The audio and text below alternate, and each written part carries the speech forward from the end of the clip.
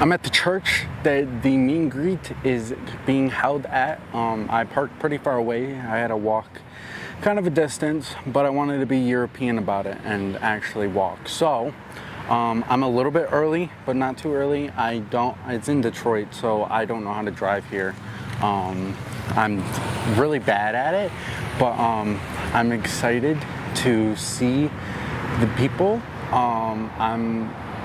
I want to ask, I forgot all the questions in the car that I was going to ask Abdul, but they are in my mind, so I'm hoping that I remember all of the questions, and then they'll be asked, because I asked a couple of people what they would want to ask of a senator, and I feel like I kind of owe it to them to remember it at least. Okay, great. Sorry, I was I'm not gonna lie, I'm kind of petrified to talk to anyone. I didn't know you had to like sign up or sign in, so like I had to do like a emergency sign in or whatever. I don't know, or like a immediate. I don't know. I just didn't really like think about it. I just thought you could just show up, you know. But hopefully I don't get on a list and get deported. They have mucho propaganda. Do I get to keep the sign? I like the sign. They have so many. He has a cooler camera. It's kind of like a party. Like, the music is a vibe. I like it. Everyone seems super friendly. I don't know. If you host something at a church, it's got to be friendly, right? I'm liking it. I think I'm going to keep one of these signs. My dad might not like it, but I want to keep one of these signs. I am now realizing that I'm probably not going to be able to talk to the man himself. But, I don't know. Maybe I'll bring up the courage to interview someone. I don't know. I did bring my other mic, so we'll see. But I like the sign. I love it. Abdul for Senate, baby. Everyone is fanning themselves with the pamphlets and shit because it is hot in here. Oh my God, they're playing Chicago. Yeah. He knows. He's tapped in.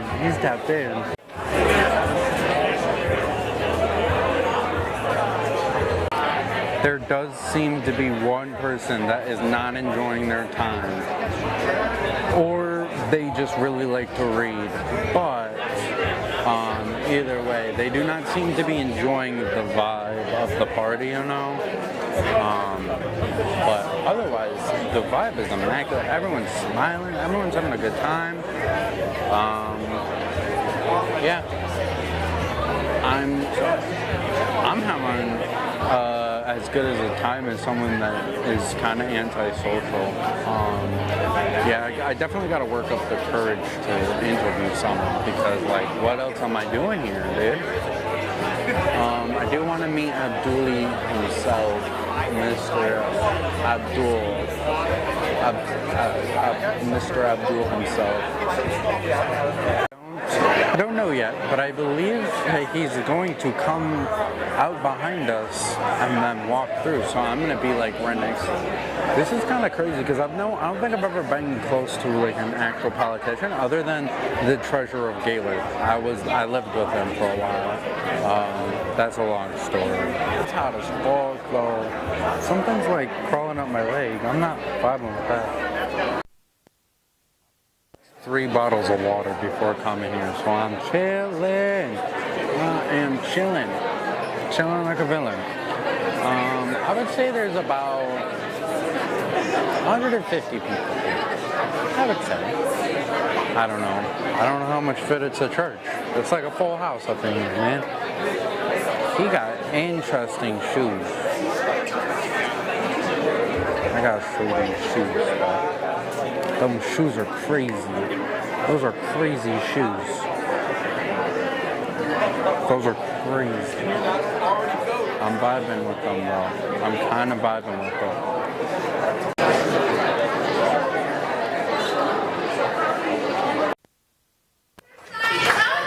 He's kind of shorter than I thought he would be.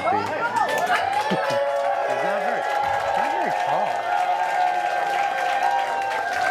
thought he was too tall. I thought he like at least 6 foot. He's not 6 foot, bro. Editor Trey here. Just wanted to say that the next part is going to be his speech. It is pretty long. I'm not going to cut any of it.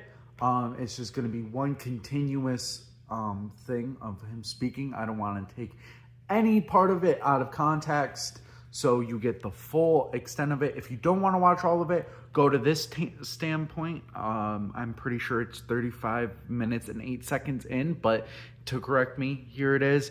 Go to that if you don't want to watch the entire speech. A bit of it is kind of repetitive if you have already heard some of his speakings, but I hope to get the other side's point of view at some point. Mike Rogers doesn't really do events like this.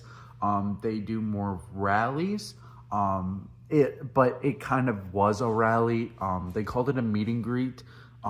You had to sign up and whatnot, but I did, like, as I explained before, I did like an expedited sign up. I just had to give my name, zip code, and add email address.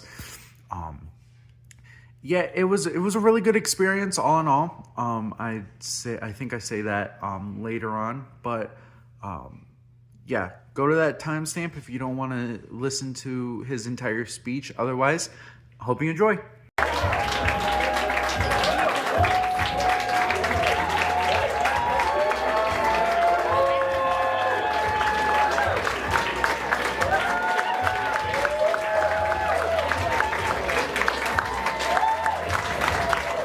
Kind of as far away as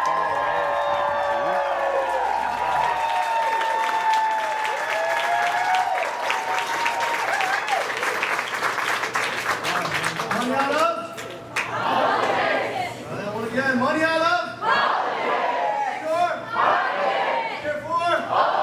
Make sure they hear us in Royal Oak. Money out of? Politics. Money in your? Politics. Care for? All right, fantastic. Y'all must be heating up this space. The pride and the passion we have for getting money out of politics, putting money in pockets, and finally guaranteeing Medicare for all.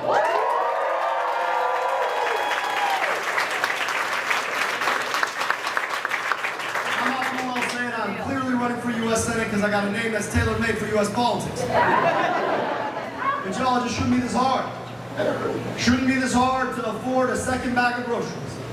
Shouldn't be this hard to pay your rent. Shouldn't be this hard to ever believe you could own a home or stay in your home if you're over 65. Shouldn't be this hard to work the same job tomorrow that you worked yesterday and yesterday before. Shouldn't be this hard to see a doctor in the richest, most powerful country in the world.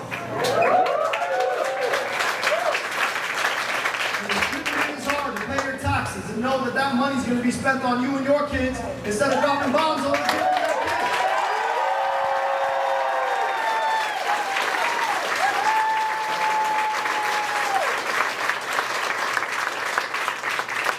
I was never supposed to run for office. That was not part of my life's plan.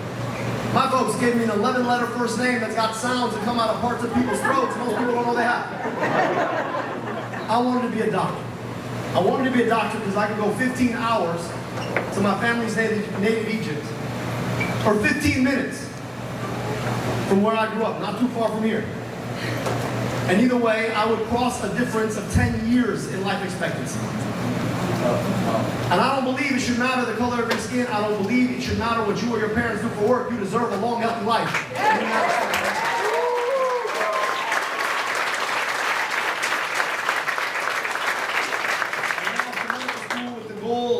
Of trying to solve it as a doctor, only to realize that our healthcare system wasn't just not part of the solution, it was too often part of the problem. And so when we all graduated medical school, and yes, I did graduate medical school, rather than pursue medical training and a specialty, I went into public health. Yeah, go public health!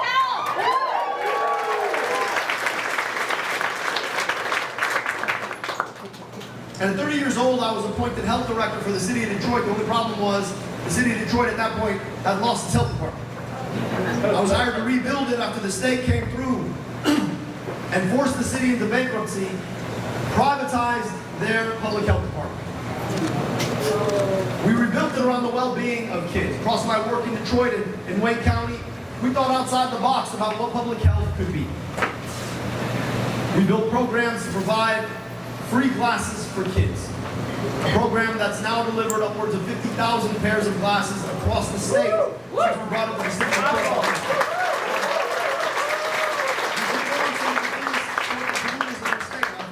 Were to go to Ohio, not that I recommend anybody go to Ohio. If you were to go to Ohio from here, you would cross just west to southwest Detroit. You would come upon this gigantic set of smokestacks. Looks like a skeleton city. It's got this weird, very large Pistons basketball in front of it. That's Maryland, Detroit. The biggest polluter, the most polluted zip code in the whole state. Wanted to raise their emissions of sulfur dioxide, and every single time they got away with it. No problems at all. Despite the fact that the EPA had said there was too much sulfur dioxide in the air. So we started to organize with the local community. Together we forced them to invest $10 million of their own money to reduce their emissions when they had wanted to increase them. After the flood water crisis, we had every school, daycare, and Head Start tested for lead in the water. We, in Wayne County, put air quality monitors all over the county, 100 different locations, so you can get real-time information about the air you breathe. Built a program to provide new small businesses with free health insurance to de-risk them from the choice of becoming an entrepreneur.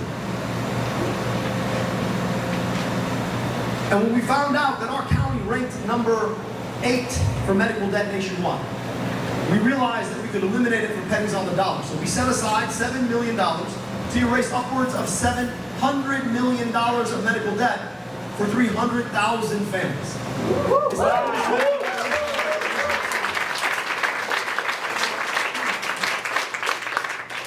I love that work.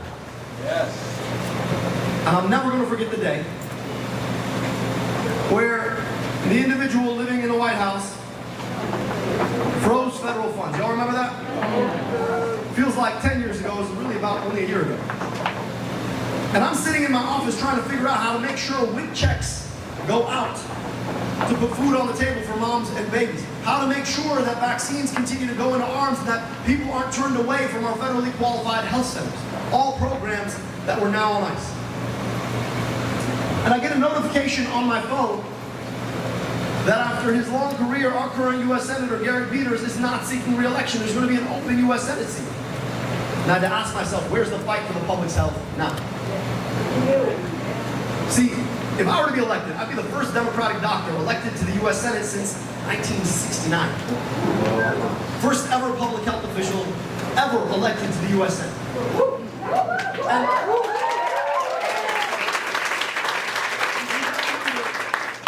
while the individual who runs public health for our country purposely takes his grandkids swimming in Schitt's Creek, I think we all can agree that we probably need a public health senator right about now.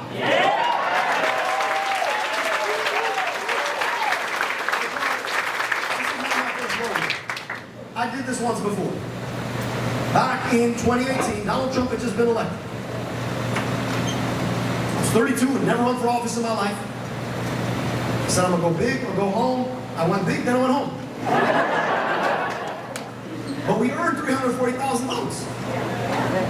We got outspent 7-1 in that race, but we were 2-1 more efficient than the governor, 3-1 more efficient than a guy who's currently in Congress.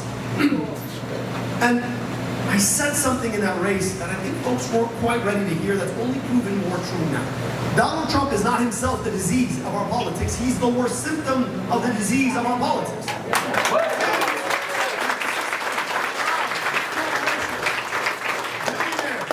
Special interests like AIPAC to buy and sell politicians in ways that leave them rigging the system against us. We pay more for all we have to buy, get paid less for the work we do, and watch as our tax dollars get misappropriated to buy bombs and tanks for other people's countries instead of schools and healthcare in our own. Built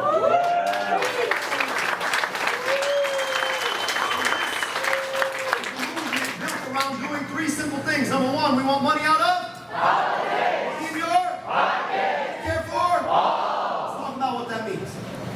It's a crazy thing that in the year of our Lord 2026, I'm the only candidate running for U.S. Senate who's never taken a dime from a corporation to run a campaign.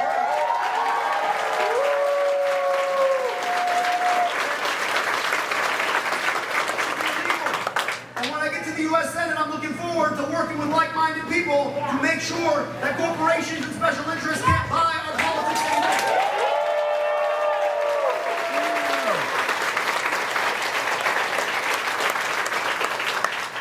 And what does it mean to put money back in pockets? Well, listen, I don't have to tell you all here in Michigan that unions are good. That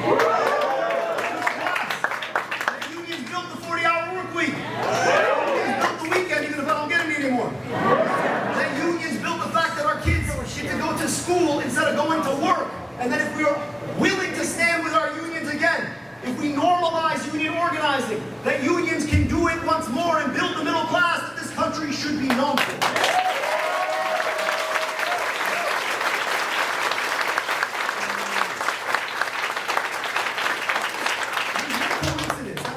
In a time with lower union participation and more billionaires, and I guess a trillionaire, than ever before. So let's talk a little bit about billionaires. Because here's the thing, if you're a billionaire, and I tax you at 8%, you know what you still are? Still a billionaire. Your kids are going to be rich. Maybe you could pay your fair share so that everybody else's kids get to go to good schools or use functional infrastructure. And I'm just going to say this, like, you won at capitalism, you won! Maybe everybody else could play too. So I think it is high past time for us to tax billionaires their wealth. You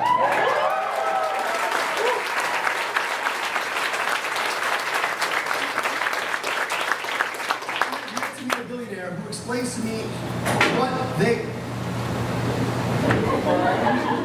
You good? It's a public health campaign, all right?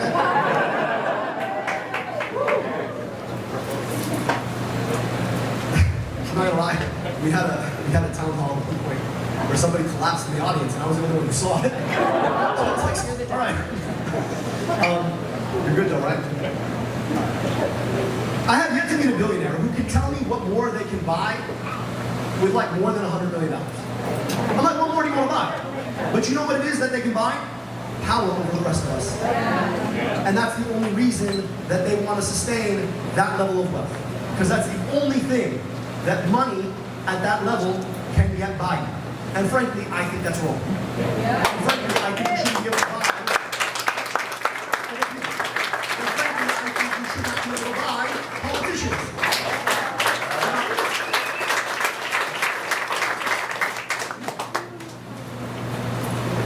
People talk a lot about affordability. And what's interesting to me is that affordability has become this watchword that everybody thinks you just say a lot of times and then it makes you an affordability candidate.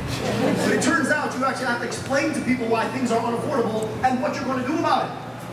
Now look, if we're serious about taking on the affordability crisis, we have to be serious about taking on oligopolies and monopolies. We've got to be serious about busting trusts and breaking up big corporations that have been able to consolidate themselves into becoming the only choices we have for you name the thing we have to buy. And so I believe in a Federal Trade Commission that actually shows up and does its work, and I intend to empower it to be able to do that.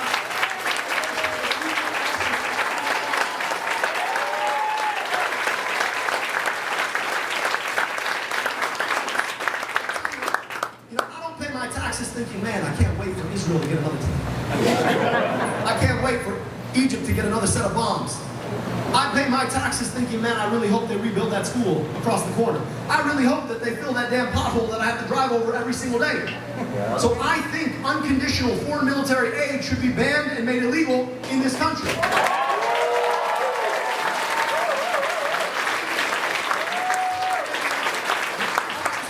Not to Jordan and not to Israel.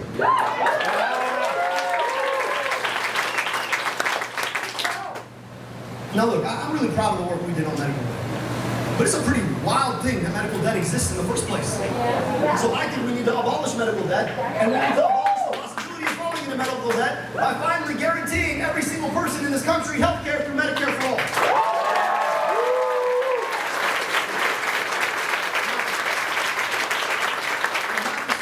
Too many times, all right? You propose a program to put glasses on kids or eliminate medical debt or provide people health care, and you get very serious people. And I don't know why, but they all got side parts. Which is why I have a sidebar, because I want people to think I'm a very serious person. And they always look at you with this concerned, quizzical look. Doctor, how are we going to pay for that? You know what they never asked the general drawing up war plans to go to war and say, Iran? General, how are we going to pay for that? So I hope when I'm in the U.S. Senate, I can sit there with my sidebar and be like, General, how are you going to pay for that? Doctor, we got your money coming.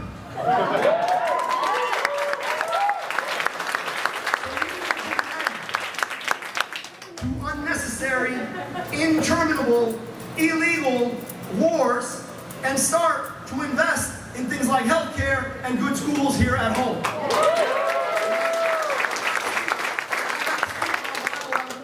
Apparently we're still at war in Iran, right? Will they, won't they? We've spent, what, 500 billion? This is the estimate? I don't even know at this point, right? The number keeps growing. We're at war because there is one man who's made it his life's goal to make sure we fight that war for the better part of 40 years. And he happens to be the prime minister of a foreign government. Bibi Netanyahu has been pushing for this war for 40 years. And he finally found a dumbass big enough to do it.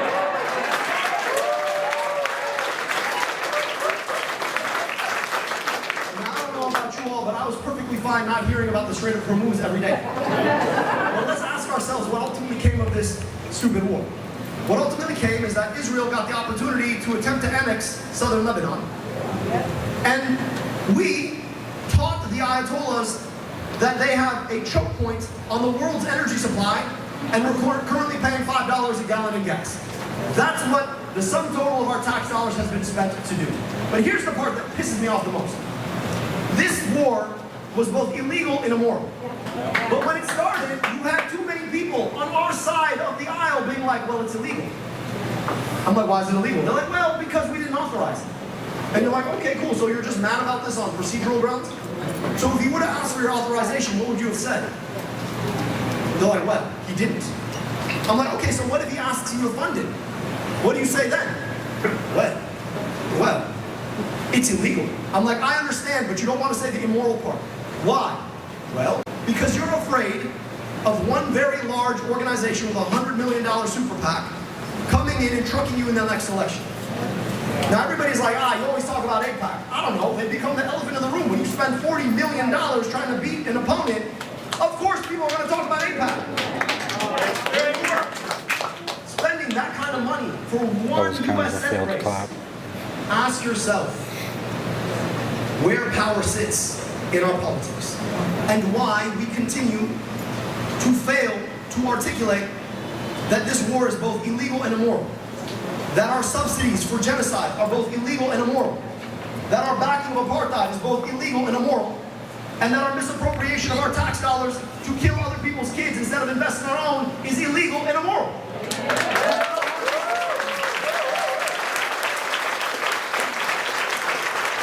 I believe he's saying wrap it up. Because you're antipathy for certain groups of people. No, listen, let me just be clear about something.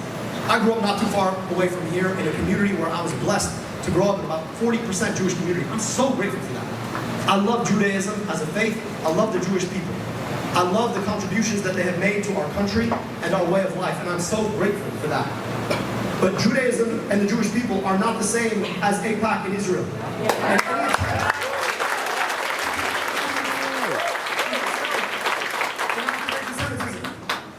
And I say this as somebody who is Egyptian American.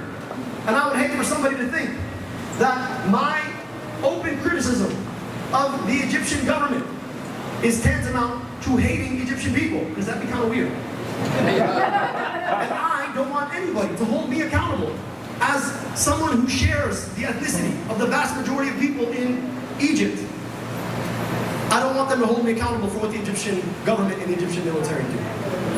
And so we have to be clear that we can both love Judaism and the Jewish people and abhor the misappropriation of our tax dollars to empower an Israeli government that has committed war crimes, genocide, and apartheid, and the special interest that has enabled them to do it. In fact, if we love people, we have to be willing to do both at the same time.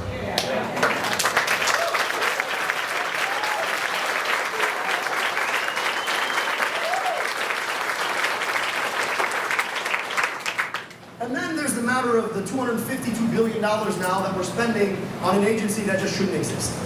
Because look, I went up to Minneapolis. I used the word up on purpose. I went to Minneapolis at the height of Project Metro Surge. I wanted to see for myself what it looks like when our government misappropriates our tax dollars to lay siege to a city in our own country. And what I saw was harrowing. But maybe it's because I've actually run government agencies. But when a culture of impunity sets in, you can't just retrain that out of people. You can't just reform it out of people. That agency, ICE, cannot be retrained, cannot be reformed, it must be abolished.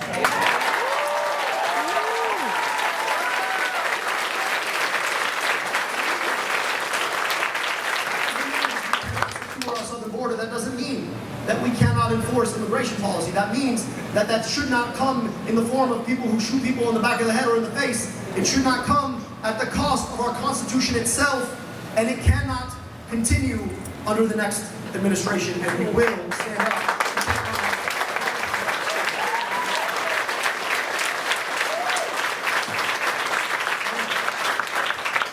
They're wrapping me up, all right? It's very hot. And you know, I want to reflect on this moment. See, that was mistaken to call me dangerous. Heard that? Dangerous. And I always ask them, I'm like, all right, so did you go talk to the people who got debt elimination letters? Do they think I'm dangerous? What about the kids who are wearing glasses and can see the blackboard? How about them? Am I dangerous to them? How about the families who have to breathe on the wrong side of a smokestack, who we were finally willing to stand up to? Am I dangerous for them? What about the folks who finally have Narcan access, or the folks who finally have health insurance? Do they think I'm dangerous? I'm not dangerous if you're someone who needs government to work for you. Yeah. But if you're Chuck Schumer, damn right I'm dangerous.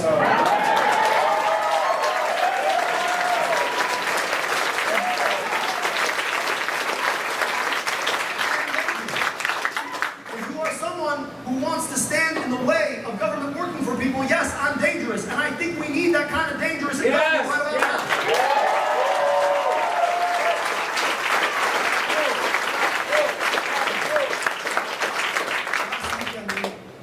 Commemorated our 250th anniversary. It was a moment to really take stock in it. And I'll be honest with you, I love America. I really do. I know what my life would have been but for the accident of history that allowed me to be born in America. I know personally what America can do for somebody. I lived that life. The crazy thing to me though is I also knew that not 20 miles away from me, there were kids whose families had been here for far longer than mine who never got the opportunities that America gave to me. And the future that we deserve, that we need, that we have to fight for in America is the America where all of her children get the America that I got.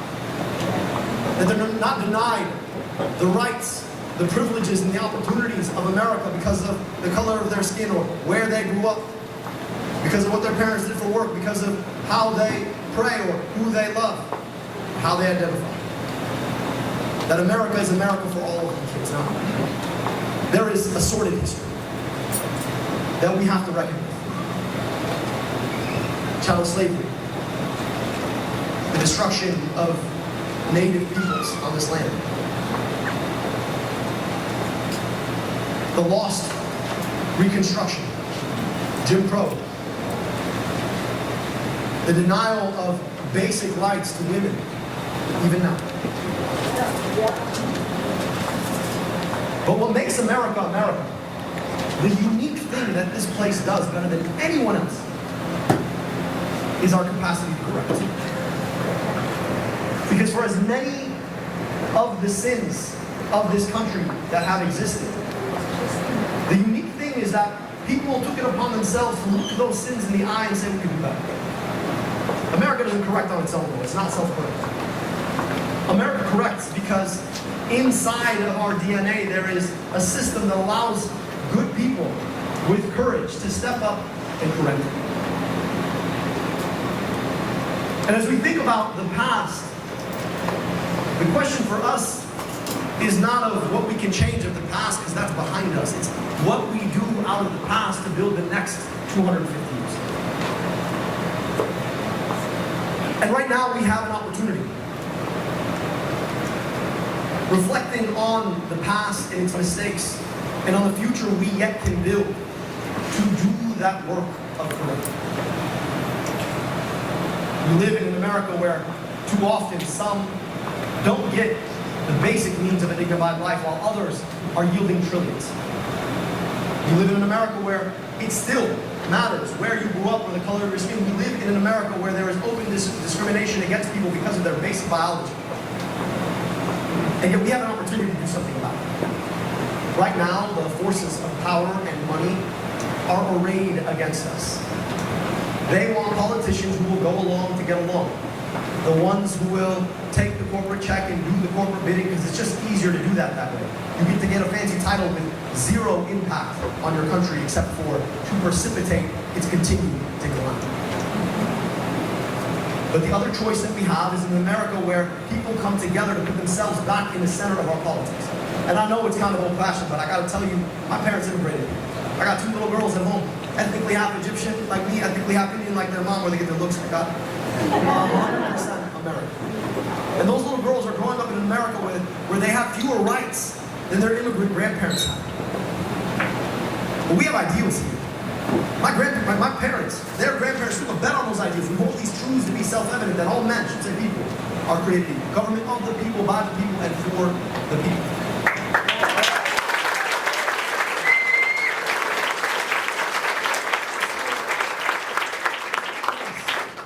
To decide that we are going to do the work of correcting.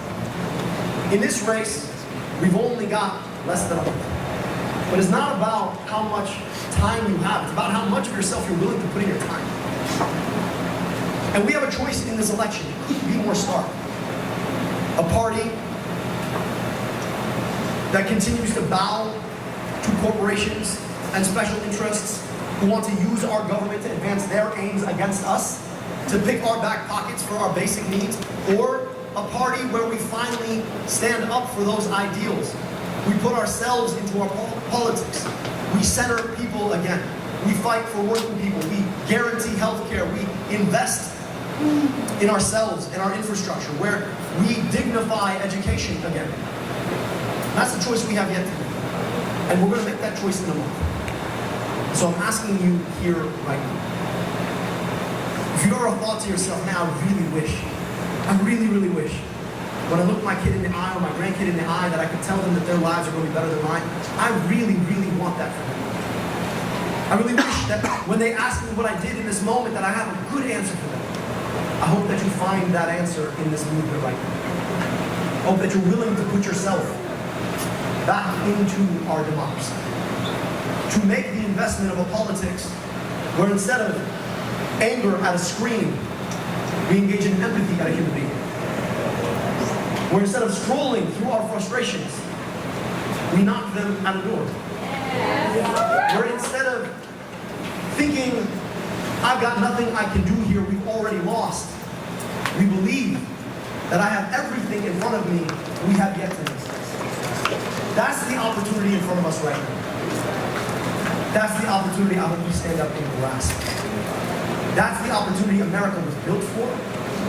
And that's the one that we build in 250 years from now, where I hope that the people who come after the people we see will look back and say, those folks fought, so that I could have the dream that America was always supposed to be, the dream my parents built. My name is Abdul El-Syed. I hope I can earn your support. Thank you so much.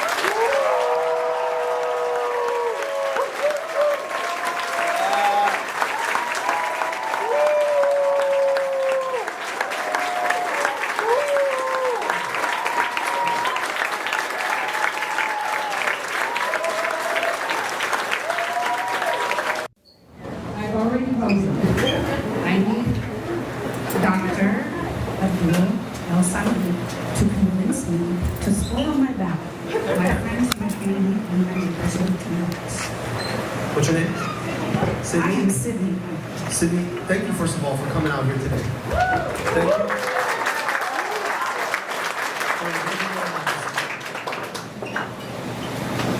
I shared a really lovely conversation with Senator McMorrow the day she left. I know what it's like to run a really, really passionate campaign and not win.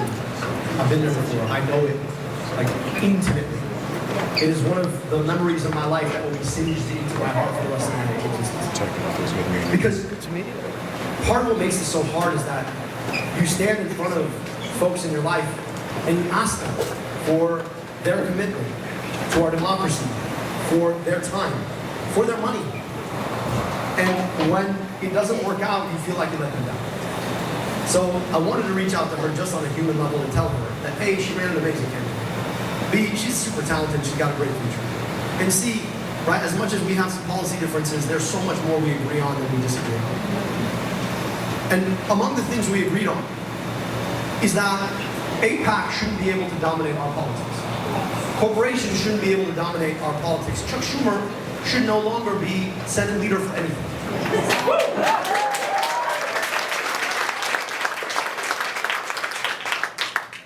Still want to get on Medicare for all.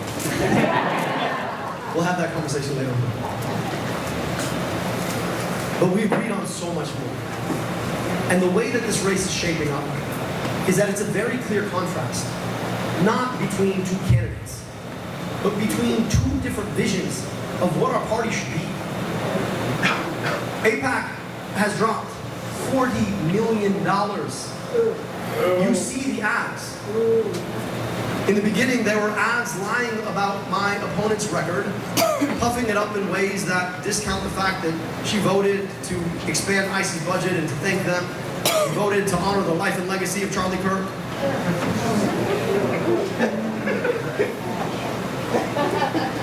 How are you doing? But you saw those ads, and then they turned negative last week. And they didn't turn negative on policy. We disagree with him on Medicare for all. We disagree with him on Israel. It was, we're going to cherry pick an op-ed that he wrote one time to insinuate certain things, or that he had a critique of a political opponent, or that his name shows up in a lawsuit between two other people from people he never worked with at a place he never worked. And then they're running them ad after ad after ad after ad. It's the most cynical kind of politics. So cynical. And then you all probably watched the debate yesterday. But there's a politics where you build a movement based on ideals that you fight for that are bigger than you.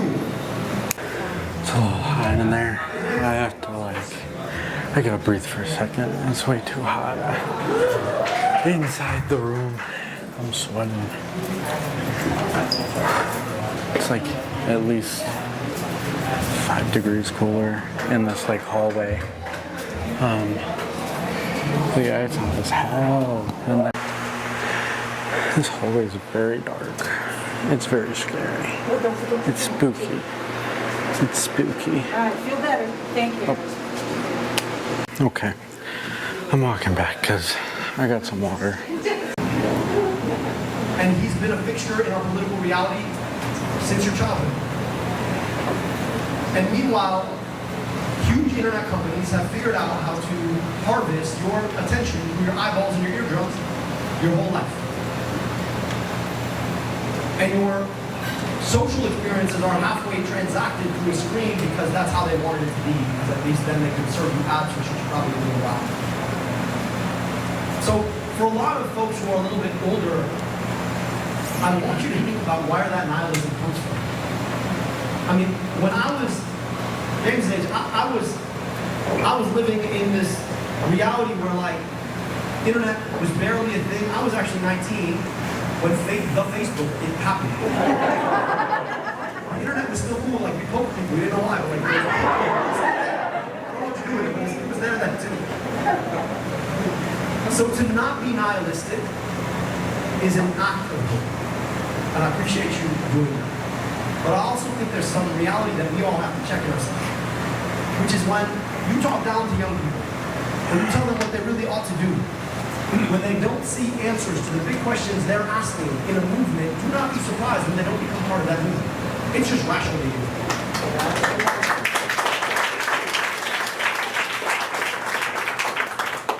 This guy really wants a question. When there's so much to be nihilistic about, a few tweaks around the edges aren't going to cut it. Because the whole system feels broken. So there's a reason that my message isn't Medicare for all, money in your pocket, money out of politics. There's a reason I say money out of politics first.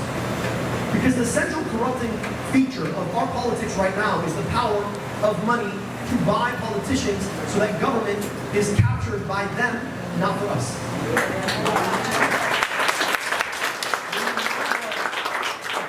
Consensus, meaning the public all agrees with something, and then there's a political consensus all the way over here, meaning both parties agree on a different thing. The difference is usually somebody's money. So why is it that the vast majority of people believe that we ought to have guaranteed government health care? And both parties swear up and down that it's impossible. It's not because they're smarter than us. It's not because they're more realistic than us. It's because of the impact of pharma money, of insurance money, of hospital money, buying a bipartisan consensus in our politics. I'm gonna vote for him, but he yaps and yaps. Is learn how to master craft, whatever craft. This is craft. wrong. Like I'm an artist, it's a craft. Like I make great coffee, it's a craft. If you're like, you know, I want to be a public speaker, craft. Leader, craft. Right? I want to make sure. He's just kind of yapping and yapping. Whatever it is, I want you to be a student of craft. Find out why people do something really well. Figure out what really excellent is, and then be humble enough to do it enough times when you're not very good at it, so that you can make it a difference. Like excellence at anything. He's slowly making his way through the crowd. It is a very big crowd.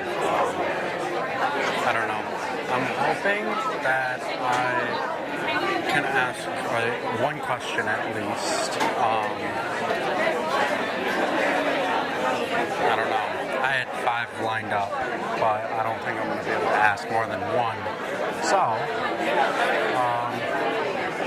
what is wrong with the lens? Oh, he's shorter than I thought he would be. I thought he would be a little taller. He's kind of a short king, I'm not going to lie. Kind of short. Kind of silly. It is very, very warm still. I'm not excited for my walk, but it is what it is. I got the Abdul sign. I'm actually I'm really happy about it. He did do a lot of yapping. I heard a lot of his talking points already, just like on TikTok. But yeah, kind of did want to ask him questions, but it is what it is. I'm not press. I'm not an actual press member. I'm just doing my own thing. But yeah, it is really nice. Everyone here has been really nice and cool. This isn't really journalism. This is more of a vlog, I guess. But yeah, that's what Abdul El-Syed believes in and wants to do when he's in Senate. I'll probably leave. I don't know, he talked for 30 minutes, so I'll probably only cut out probably 5 minutes. He didn't really leave that much air, like in between his sentences, so I'm not really gonna have to do that much editing. I kind of just stopped. Once people started asking questions, they were throwing him air balls, so like there was no point of recording what they were saying. Kind of tired of people asking me for money, like when I'm just walking down the street, because bitch, I'm broke too. That's why I'm voting for Abdul. I need more money in my pocket, bitches. I like fuck, bro. I'm broke as fuck. Final notes now that I'm back at the car and I'm sitting down. It was a really cool event. I'm glad I went. Kind of disappointed that I didn't get to talk to Abdul. I don't know what I was really thinking. Of course, I wasn't going to be able to get in a one-on-one with the possible future senator, but also that he was a lot shorter than I thought he would be. But out of anything that he said, I hope that you decide to vote for him in the senator election. It's really only him and Mike Rogers. And Mike Rogers, he's already been in government for a while, stopped in 2014 to be a political commentator. So I don't know, he's kind of run his course. I think you should give Abdul El-Syed a chance. But thank you guys for watching. If this is not the end of the video, get back to it. And if this is, hope you have a wonderful day. Bye.